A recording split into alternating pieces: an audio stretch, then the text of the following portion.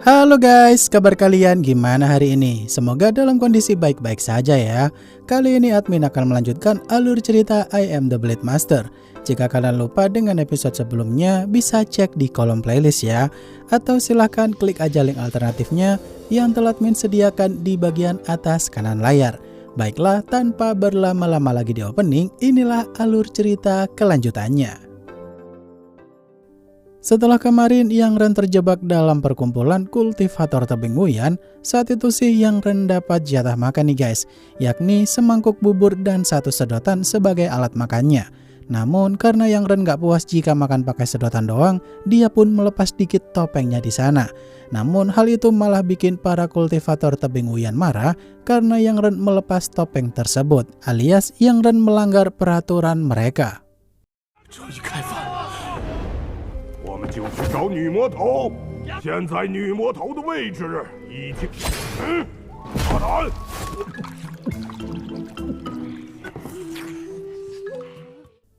Yang Ren yang saat itu langsung putar otak dan mulai bersandiwara kalau dirinya tuh udah tidak suci lagi, alias udah dinodai oleh Nona Chu. Lebih tepatnya karena Nona Chu udah melepaskan semua pakaian dan topengnya pula, maka dari itu Yang Ren merasa jika dirinya dipermalukan oleh Nona Chu karena membuka topengnya. Tentu aja karena Nona Chu adalah buron bagi mereka semua, Yang Ren pun akhirnya dimaafkan oleh ketuanya sebagai bentuk simpati sesama saudara. 你什么意思？竟敢无视帮规！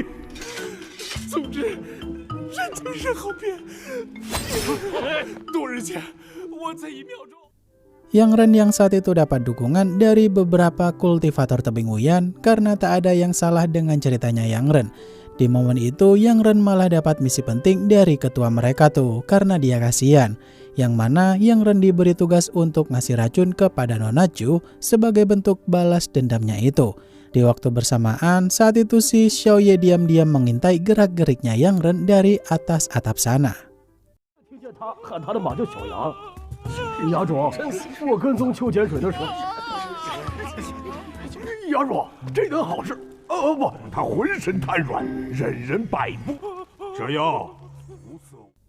Xiaoye yang saat itu melapor kepada Tuan Fang selaku orang yang menyuruhnya untuk ngikutin Yang Ren. Ternyata Xiaoye ini tuh disuruh oleh Tuan Fang melindungi Yang Ren tanpa sepengetahuan Yang Ren itu sendiri. Karena Yang Ren harus mengantar surat perjanjian Sekte Pedang itu dengan selamat ke Sekte Xuanzhen. Entah juga kenapa Tuan Fang melakukan semua ini, masih belum ada penjelasan ya guys.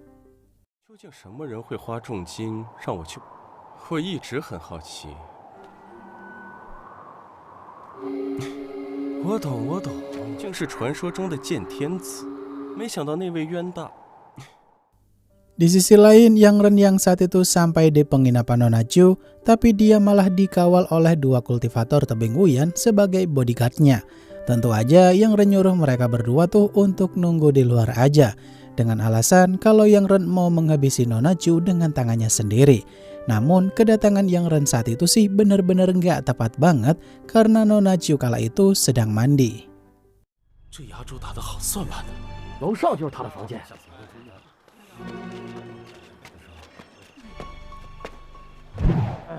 去吧。现在居然还找2个人。 Nona Chu yang saat itu mulai sadar kalau ada yang masuk ke dalam kamarnya saat dirinya sedang mandi tadi.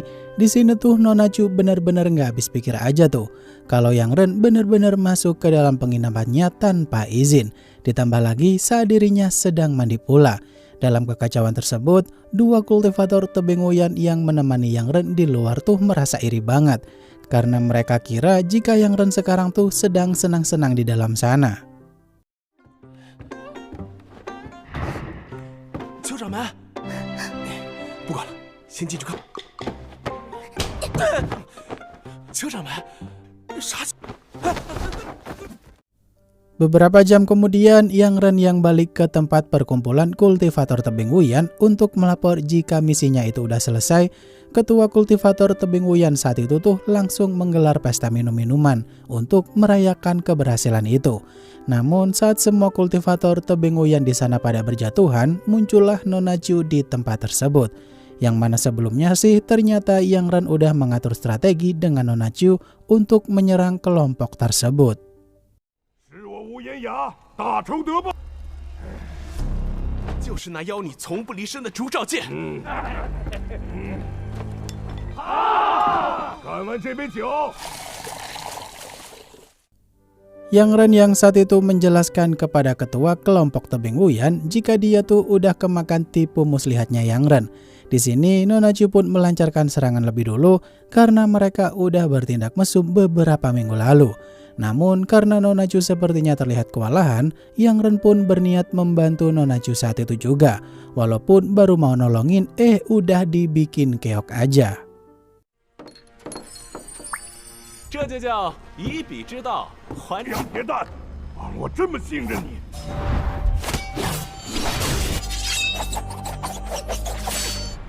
有什么好说的？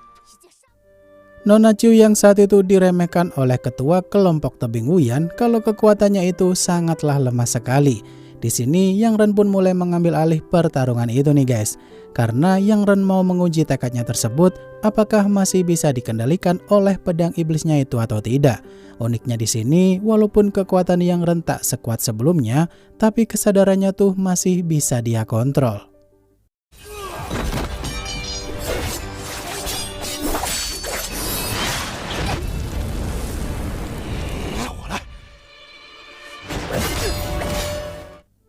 Yang Ren yang saat itu mengerahkan segenap kekuatannya untuk melawan ketua kelompok Tebing Wuyan. Di sini tuh ketua kelompok Tebing Wuyan itu berniat menghindari Yang Ren dan langsung menargetkan Nona Chu aja. Namun Yang Ren yang gak tinggal diam pun langsung menyerangnya dari belakang sampai akhirnya dia mampus. Tentu aja melihat hal itu Nona Chu pun akhirnya kesemsem juga nih guys.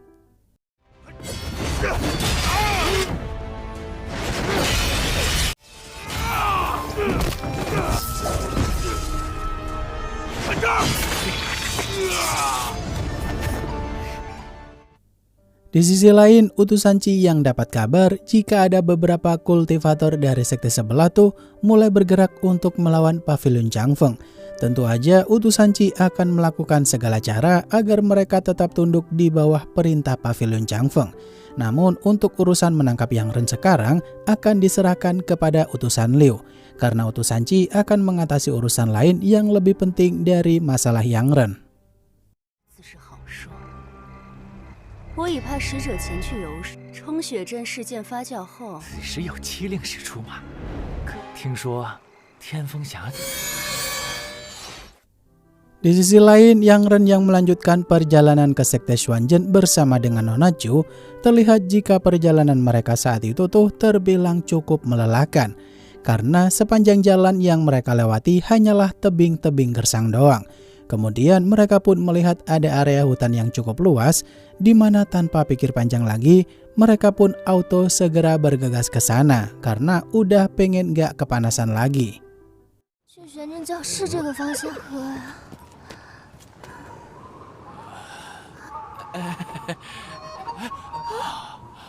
你说什么？ Nona Chu yang saat itu sampai di bagian dalam hutan itu, tapi dia merasa ada yang aneh karena dari tadi tuh cuacanya cerah tiba-tiba aja berubah jadi mendung berkabut. Kemudian mereka yang dapat serangan jarak jauh dari utusan Liu, seketika Nona Chu pun menyerang balik. Namun sayangnya dia hanya mengenai boneka utusan Liu aja. Kemudian utusan Liu pun langsung menargetkan Yang Ren mumpung posisi mereka berdua terbilang agak jauh.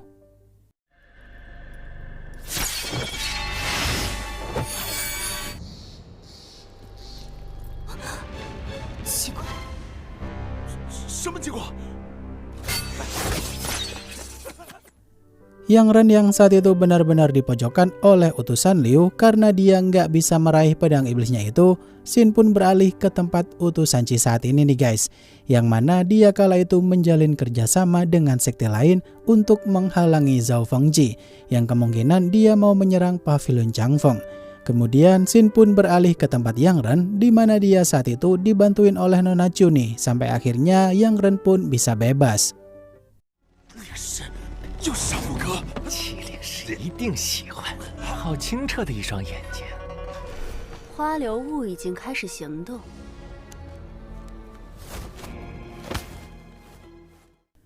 Yang Ren yang saat itu berusaha melindungi Nona Chu secara bergantian melindungi satu sama lain. Di momen ini si utusan Liu merasa cukup iri karena Yang Ren benar-benar dapat perhatian cewek secantik Nona Chu. Saat itu serangan Yang Ren terbilang kurang cukup kuat untuk melawan utusan Liu karena pedang iblisnya itu bisa ditangkis dengan mudah oleh utusan Liu tanpa kesusahan sama sekali. 真是郎有情，妾有意。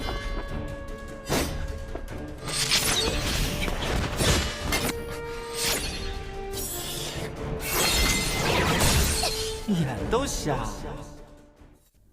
Utusan Liu yang saat itu nyuruh Yang Ren untuk menyerahkan surat perjanjian Sekte Pedang Baik-Baik sebelum keluarga Hu datang menyerbu Yang Ren nantinya. Di sini Nona Chu nggak habis pikir aja tuh, kenapa keluarga Hu yang merupakan salah satu dari 4 keluarga terbesar di benua sana malah memihak kepada Pavilion Changfeng. Kata utusan Liu, Nona Chu nggak perlu tahu apa yang mereka lakukan. Karena semakin sedikit yang dia tahu, maka akan baik bagi Pavilion Changfeng. 劝你还是赶紧把信交出来。不过，弟弟好凶啊，难怪特来此取2位性命。恭喜你答对了，泸州还能放你一条生路。 Nona Chu yang saat itu menyerang secara membabi buta karena utusan Liu membongkar asal-usul kenapa guru Nona Chu hilang. Karena pihak Pavilion Changfeng mulai membentuk suatu organisasi perkumpulan orang-orang kuat dan merekrut mereka untuk melawan sekte besar yang menolak gabung. Mendengar hal itu, Nona Chu pun makin murka karena tindakan Pavilion Changfeng yang selama ini dikenal baik ternyata hanya kedok semata untuk memperluas kekuasaan. 别说你是，笑出来！为什么？门人一个接一个的事。 Wah, kira-kira Yang Ren dan Nona Chu bisa mengalahkan utusan Liu nggak nih guys? Mengingat 2 lawan 1 aja masih tak bisa bikin utusan Liu kelelahan sama sekali. Ya, mari kita tunggu saja ya episode berikutnya nanti. Baiklah, akhir kata terima kasih untuk kalian yang udah nonton sampai akhir. Dan sampai jumpa di video selanjutnya ya. Bye-bye.